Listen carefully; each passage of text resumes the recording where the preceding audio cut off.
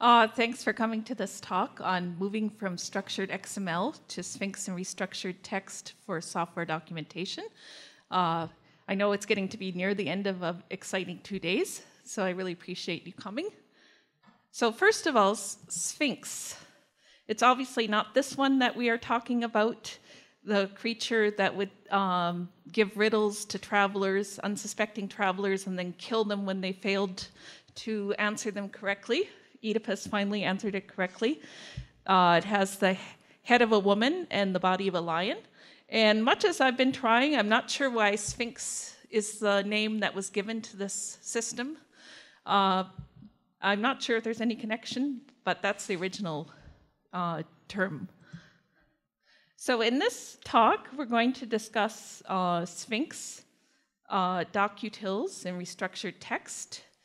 I'm going to discuss, I should introduce myself. Lois Patterson. I'm a software technical publications manager at a company that does quantitative finance software. And I'm going to talk about why we switched from our custom XML documentation system to Sphinx and restructured text. And this is actually an effort that's underway at the moment. And I'll discuss how we, meaning the technical publications team, but also the development team, manage the conversion and creation process for our new documentation system. And there'll be probably a who, when, and a where as well. So I'm sure some of you probably see restructured text on a daily basis, but if you're not familiar with it, let's look at this simple example. And if you look at the body of the slide, it really looks pretty much like plain text. And that's the general idea of restructured text, to make it as lightly formatted as possible in order to be displayed. So the top level, the railroad tracks indicate that it's a title. Restructured text is so flexible that it doesn't really matter what characters you use. Sphinx is able to discern the document structure so long as you're consistent. And then the two paragraphs are set off by spaces. And then you can see a hyperlink in the last line. And so if you take what looks pretty much like plain text, Sphinx, in combination with Jinja template, will make it look something like this, which is what you will see on the readthedocs.org website, which hosts a lot of documentation which is written in restructured text and generated in Sphinx. So I really recommend looking at the Read the Docs website. It's certainly been helpful to everybody on our team. We refer to it all the time. So we saw the simplicity of restructured text. Let's compare it to DITA-XML. Now, DITA-XML is not what we actually use at my company, but I didn't want to use the actual proprietary code that we have, so forgive me. I'll show you something that is comparable in complexity to what we use. So here's an example of a very simple file in DITA-XML.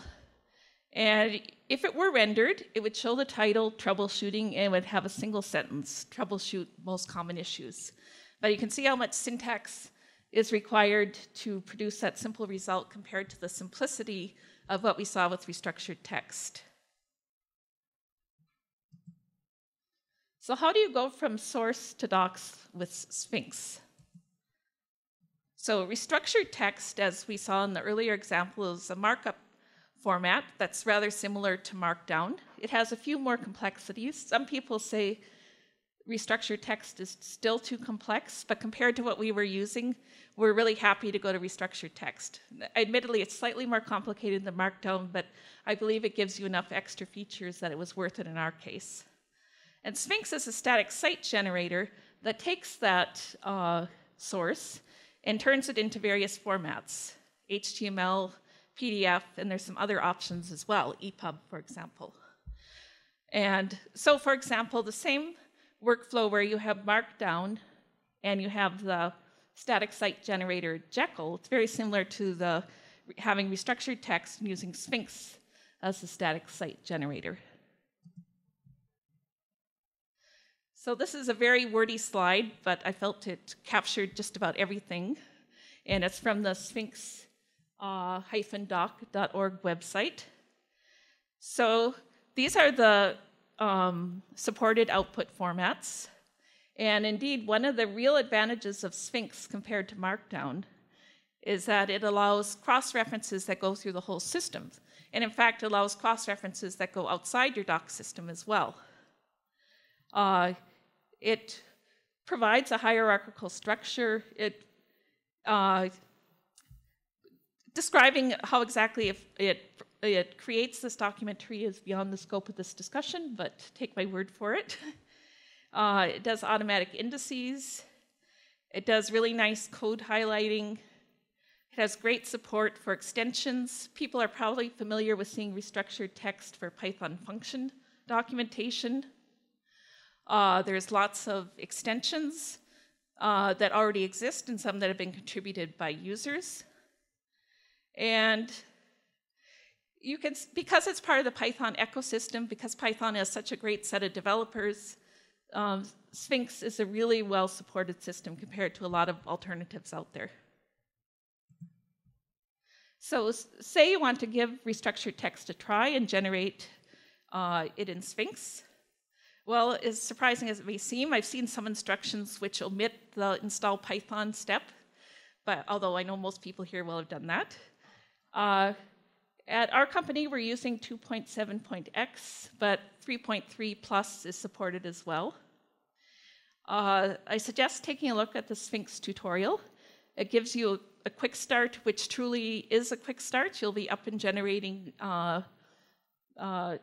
you'll be turning restructured text into HTML within minutes.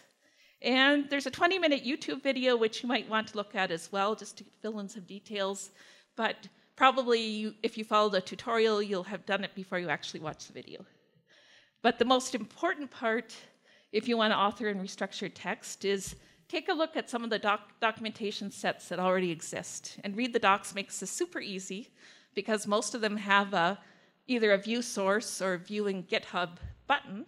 So you can go and look at the source code, copy it, build it, experiment to your heart's content. And so, although everything is documented in the 200-plus page Sphinx manual, I've learned a lot just by looking at effects that I like to see and then seeing how they did it. So how about the switching process? So the custom XML is really, really embedded into our code base. So it was not an easy choice. It was not an easy decision. We knew we had to do it because we had reached the limits of what a one-person, unsupported doc system could do. So the code base goes back to about 2006. At the time, it seemed like a really great way to document functions. Our code base is mainly written in C++, but also has some other languages in it. And XML seemed like the best solution for what they wanted to do in 2006. And I wasn't around to argue at that point.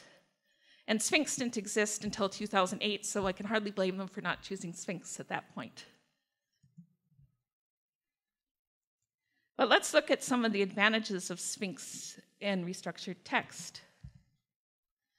So as I mentioned, the custom XML system we had really locked us in, because we're the only company in the world using this custom XML, and really there's only one person who was an expert in it in our company. If we wanted to make a change, it required getting hold of that developer who was hugely overstretched on other tasks and persuading him that he should make this change. And then I know a lot of people are happy with systems like Madcap Flare, but that didn't match. We really do have an open source ethos, even though we don't make our code open source, in that all the developers contribute both documentation and code. And if we were to force everyone to use a system like Madcap Flare, it just wouldn't work from any point of view.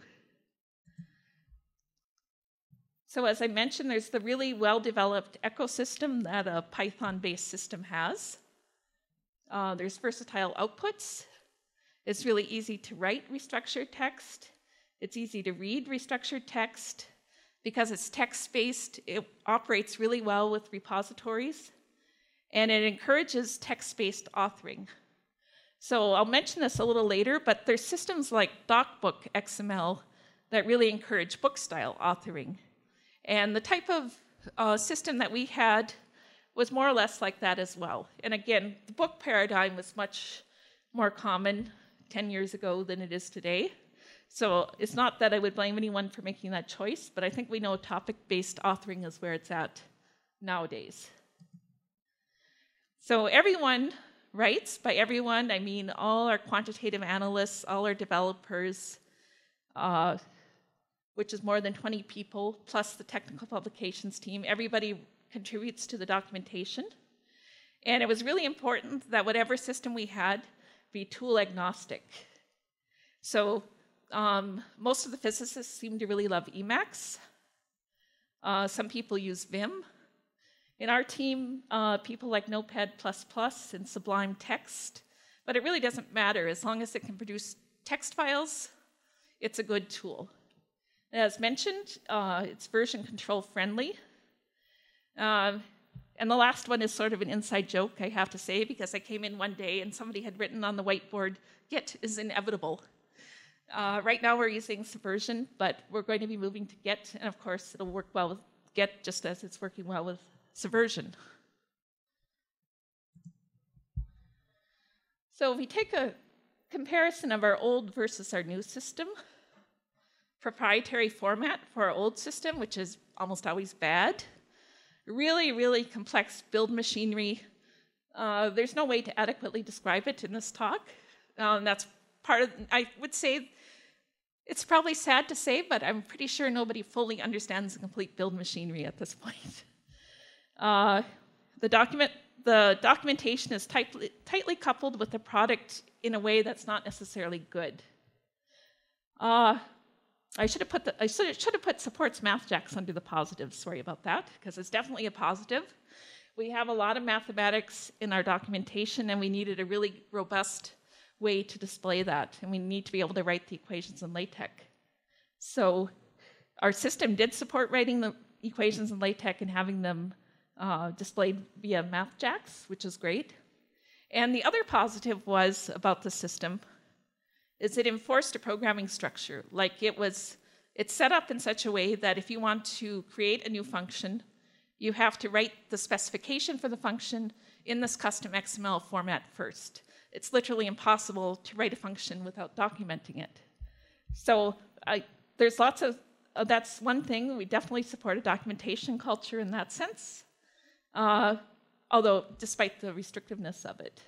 And of course, because it's a home-baked system, it has sort of grown up with the code base, so there's lots of things that it does precisely perfectly that an off-the-shelf system, even one like Sphinx, can't do without customization. But the positive thing is that, for example, all these things on the right, and the supporting of Mathjax was really important. So how did we go about the conversion workflow? Here's a general overview. So first of all, we started with a website design for how we wanted our new documentation system to look.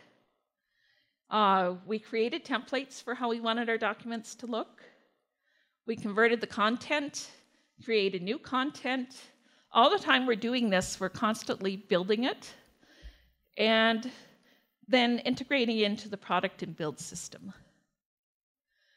So one thing you'll notice if you go to the Read the Docs website, because they're open source projects that are hosted there, none of them have a corporate branded look, which of course we needed. Luckily, we were able to take a lot of the branding elements that we have on the corporate website and use them for our documentation system. So that was much easier than I would have expected. There's a lot of standard UX and design work making a new website.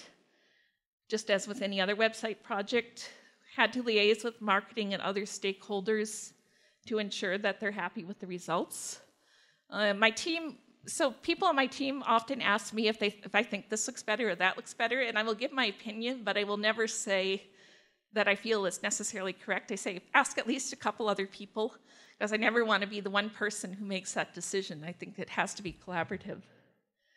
And I believe all or most of the examples on the Read the Docs site use the Jinja templating engine, which is the basis for ours as well. We just made various changes. So the creation of templates, this is a pretty basic documentation point. With restructured text, as you saw, it's not too much different than plain text, which means you could go all over the place and not have a very structured document at all, ironically. However, we can enforce the structure with templates and with code reviews. And code reviews have always been part of the culture, both for documentation and for developers. So we just continued that. So how about the conversion of the content? So if we had written it in a standard XML format, one of the supported XML formats that PanDoc supports, life would have been easier. But of course, PanDoc, which is a conversion tool that seems to be able to convert from anything to just about anything, did not support our custom system. And by the way, PanDoc is written in Haskell, and although I've been told that Haskell isn't as bad as it has its reputation for, nobody in our development team of PhD physicists and whatnot wanted to touch it, so we didn't make a custom Haskell extension to PanDoc. What we did do is we took the HTML output that we had from our custom XML, used that as a first pass for the conversion process. We did that for some of the documents. Then for some of the other documents, we did a semi-manual process where we stripped out the XML tags and then reformatted it manually. And you might have said, well, why didn't you write a script that would do the conversion from the start? And that would have been an ideal workflow, perhaps. But we also knew that we wanted to do a lot of rewriting during the conversion process, which we have done. And the person who, the developer who had been assigned to our team to help us with this was very busy on other tasks. So although he's basically at the point where he's completed the script now, he didn't have it earlier in the process, so we couldn't do it. So just another example of a imperfect trade-off, but everything has more or less worked. And as far as always be building, this is a good idea we constantly have an updated version of what the documents look like so that anyone can go and look at them. You don't want to be editing and then discover that you have made an error that makes everything look bad. So as long as you are constantly, reasonably often rebuilding the system to make sure everything is working. And then the final stage, which is underway, in which you may guess is rather painful, is to integrate this into the build system. So part of this is proprietary, of course, so even if I could, I wouldn't go into too much detail, but it's definitely a complicated process. But it goes back to our general principle that docs are code and have to be treated as code. And every time there's a new build of the product, there has to be a new build of the docs as well. So how about content reuse? Like, this is often stated to be an advantage of DITA and DocBook XML. And it's true, they support transclusion, but we found that Sphinx supports inclusion. You can do file includes, and we decided that was good enough for what we needed. And as far as content management systems, we're not using one. I would be curious to know about people's experience with content management systems and restructured text. I don't see that there's any problem per se because it's text, but I would like to hear more about that. So one study that we looked at along the way, and I know there was somebody from Rackspace speaking here yesterday, although not about this topic, is that Rackspace, which along with NASA invented the OpenStack system for cloud-based hosting, is currently switching its OpenStack docs from DocBook XML to Sphinx and restructured text.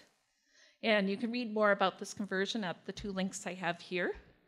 And because I haven't consulted with them, I would feel uncomfortable saying more than what is in the case studies that you can read online.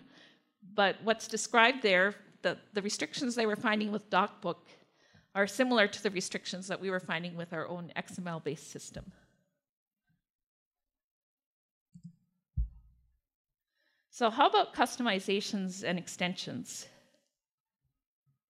So we found that Sphinx probably did, it's the old thing, like it does 80% or it does 90% of what we want, but then that last 10%, the last mile, is pretty exhaustive.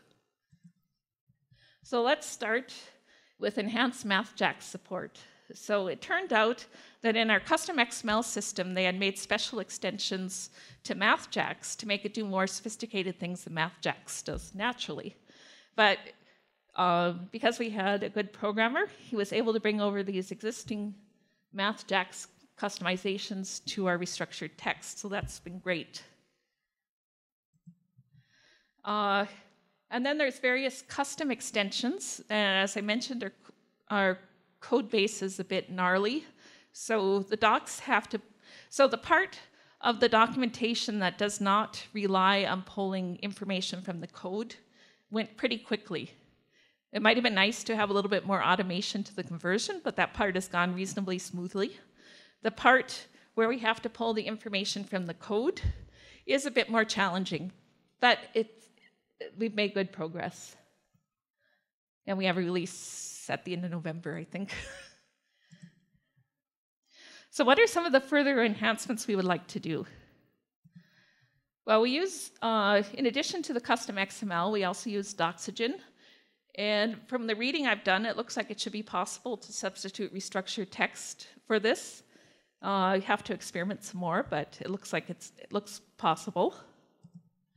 And we'd like to create and use more extensions. And part of the problem here is that just researching what's available and trying to understand what's available takes up a lot of time. And then trying to implement what somebody has posted on GitHub and making it work, it's a non-trivial time commitment to do that sort of thing.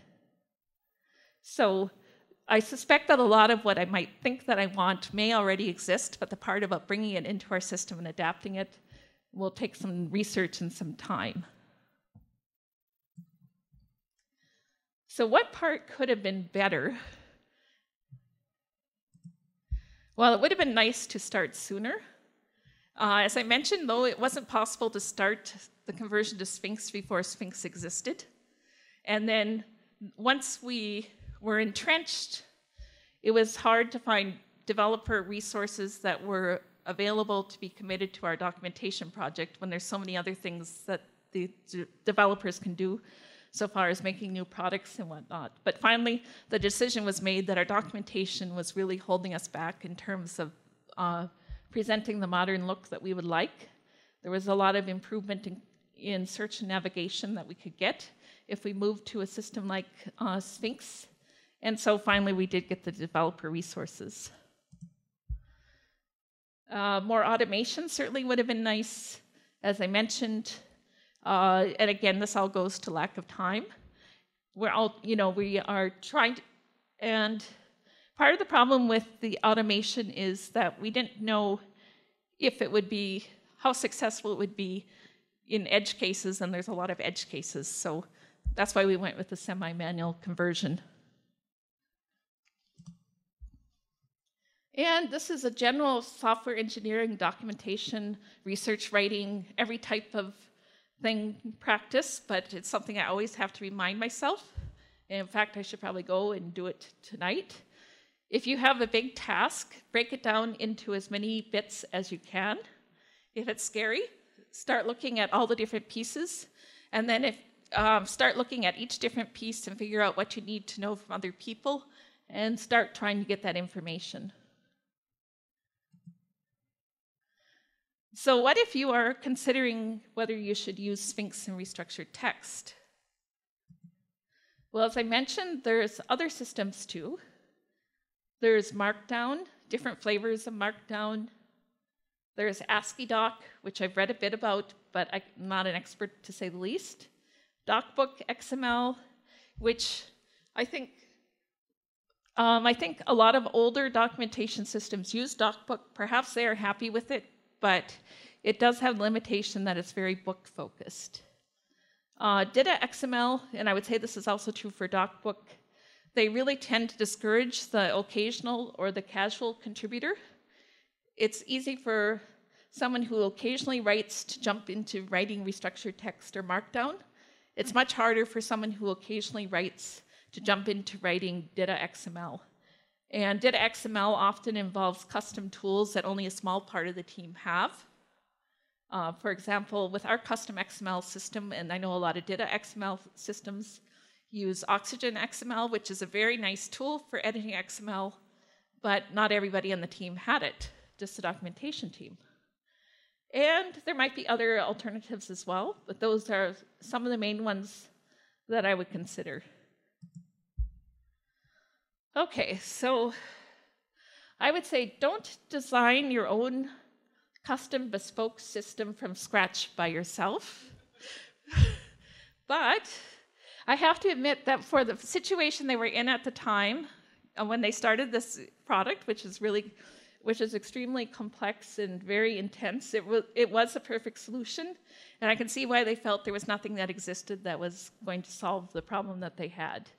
And the other exception I would say is if you're Microsoft or if you're Google, I know both of those, and probably Amazon as well, they use a lot of custom tools, but they also have much larger staffs than most of us have, and sometimes they turn them open source anyways. But the one situation you don't want to have is have one person who knows it, and then they are never able to touch it again because they're too busy. So here are some of the resources.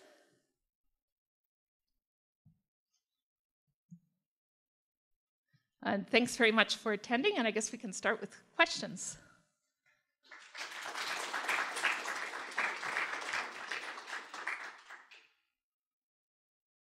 Julio. Do I understand correctly that your final output is a static website?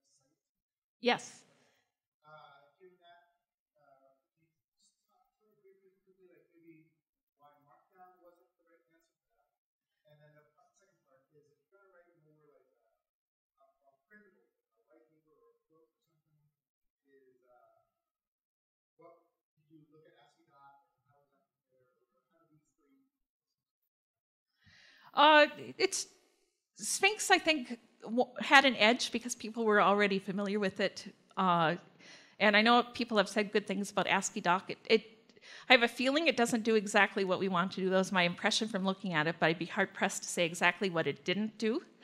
I know Sphinx and restructuredText have very, very strong math support, and that was one of our top considerations.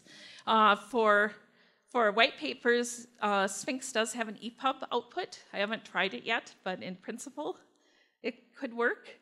For Markdown, it doesn't have great support for links between docs or like an ecosystem of docs or ecosystem of docs connecting to another ecosystem of docs, and that's something that Sphinx does really well. And Markdown, while I think it's a bit simpler than restructuredText, just lacks some features that restructuredText has. Josh? So one of the problems that we had when we were looking at Sphinx for documentation was an inability to produce sort of publication for the PDF output. So we're looking at Mathjax for it? That's actually, the PDFs, we don't have much hope that they will look great, but it's not our primary output. It's more like an emergency standby output. And the same problem exists with Data XML for the most part, unless you use one of those really advanced publishing systems other than the Data Open Toolkit. So yes, I'd say the PDF output is going to be suboptimal, probably. I haven't investigated if it's possible to make it a lot better, but it wasn't meant to be our primary output anyway. Yes?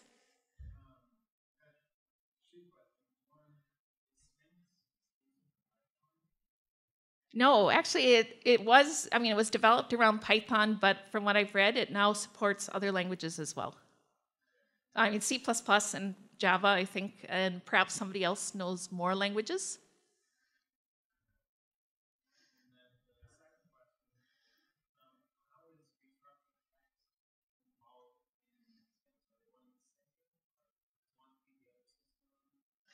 Oh, this is the way this is my mental model of it, and other people. So this question was, what's the difference between Sphinx and restructured text and the whole system? So this is my mental model, and others are welcome to correct it. I see Sphinx as being the entire system. Restructured text is what you use to author the source. Doc utils are the processing utilities, and Sphinx is just like the overarching system. Yes, in the back.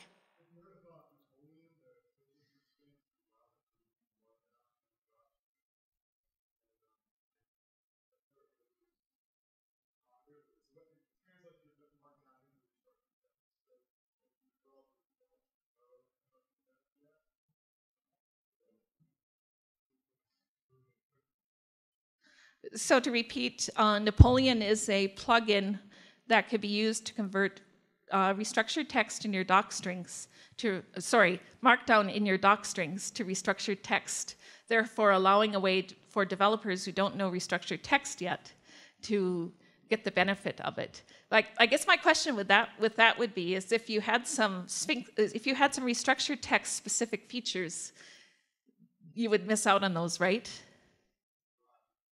And then the second question would be, I'm sure the developers should be capable of authoring in restructured text because it's a pretty simple format. But I know there's probably circumstances where it's exactly the right solution, and I wouldn't argue with that. So,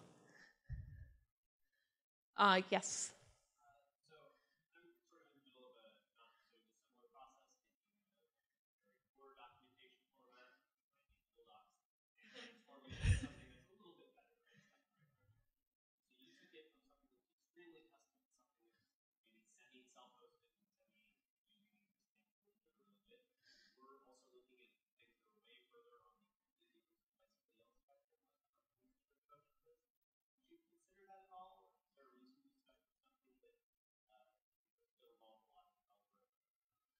Well, I have I know somebody who was looking at Paligo, Paligo, which is one of the hosted systems.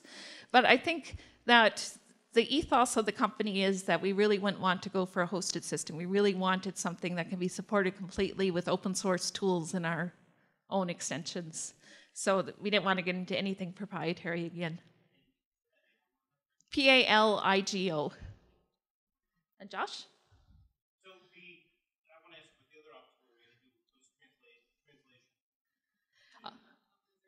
Localization. Well, we're not doing localization, so I have to admit this could definitely be a challenge.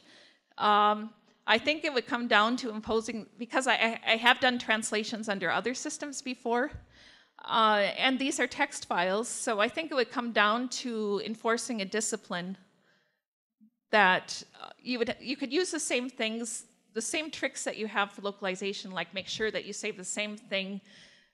You don't say the same thing in 24 different ways in order to save money on translation, that you use included files where you can use included files rather than rewriting the same text over and over again. So the same principles that you would have with a regular localization project would still apply here. You would just have to impose that structure all on your own and find the proper utilities to impose that. So I'm curious, what did you find to be a better solution for the localization? DocBook. And I know, for example, Autodesk, I talked to Autodesk API documentation writers, and they're using Data XML. Hardly any API documentation seems to be written in Data that I know of other than Autodesk, but Autodesk does translations into dozens of languages by my recollection. So that's probably why. Julio.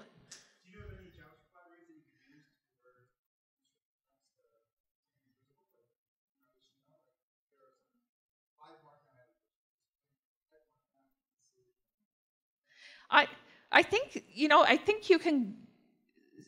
I'm sure they exist. There's lots of websites where you can type in some restructured text and see the output on the other side. So definitely you can get an idea about it before you invest much time. But if you do try the quick start that's mentioned on the Sphinx docs site, it's very quick as well. So both ways can work.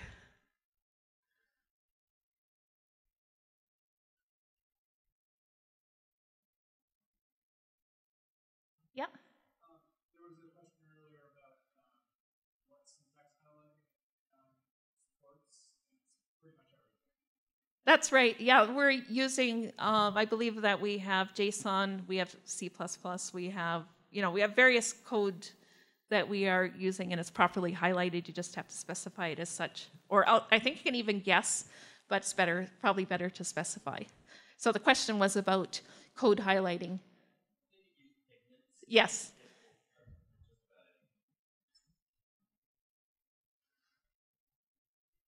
Yeah, so just to repeat that, Sphinx uses pigments with a Y, and that can do highlighting for just about anything. And of course, part of this is you can make a lot of decisions with your CSS as well as to how you want it to look. Yes.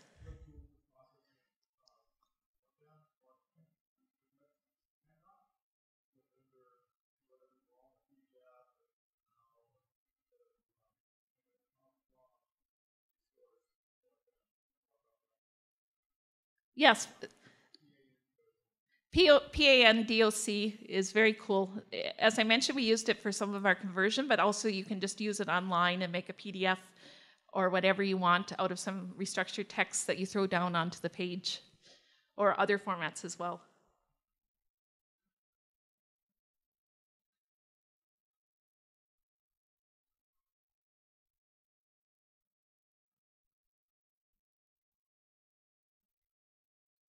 Anybody else?